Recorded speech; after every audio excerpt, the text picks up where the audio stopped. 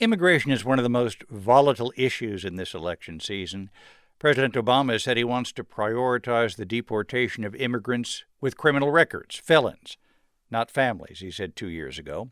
But as NPR's Richard Gonzalez reports, some immigrant felons may have a strong case for remaining in the United States. Meet 63-year-old Maria Sanchez. She's a widow, a grandmother of 3, and a legal permanent resident who has lived and worked in Sonoma County, California for more than 40 years. Trabajo en una pescadería, fileteando pescado. I work in a seafood market, filleting and packing fish, salmon, all kinds of fish, she says. Sitting in her suburban home, Sanchez remembers how close she came to being deported.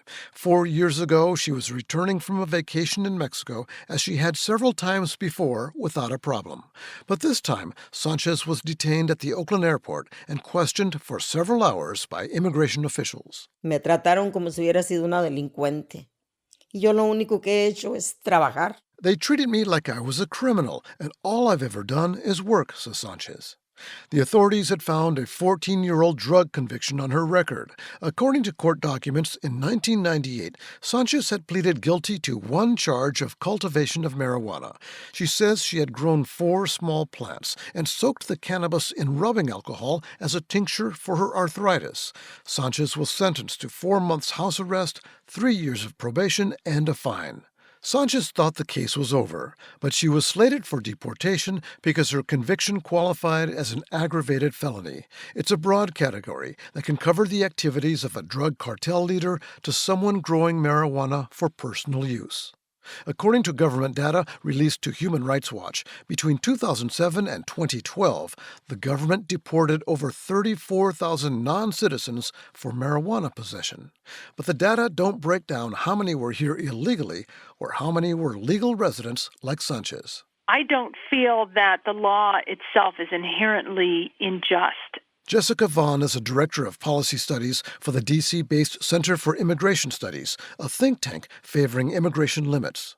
She says she can't think of a reason why someone holding a green card should escape the consequences of their actions. Anyone who is granted permanent residency is able to have that privilege with the condition that they're not going to commit crimes or otherwise be causing problems in the United States, and the law provides for deportation if the crimes are of a certain severity. Let's just be absolutely clear. We're not talking about people with murder convictions on their records. Rose Kahn is an attorney with the Lawyers Committee for Civil Rights in San Francisco. She runs a program matching immigrants like Sanchez with pro bono lawyers who negotiate with prosecutors to get the original conviction erased on the basis of a 2010 Supreme Court ruling. There is a right to know the immigration consequences of a conviction before you enter into a plea agreement.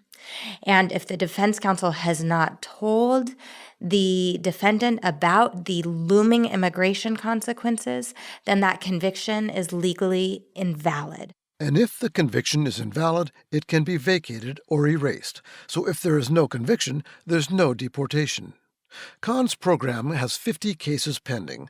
Most involve immigrants facing deportation because in the 1990s, the government expanded the definition of aggravated felony to include low-level drug offenses.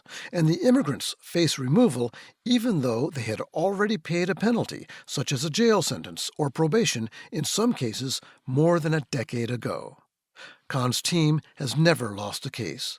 As a result, Maria Sanchez just learned a few weeks ago that her ordeal is over. She won't be separated from her family.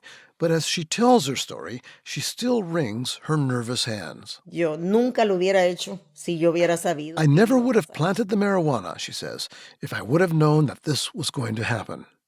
Richard Gonzalez, NPR News, Sonoma County, California.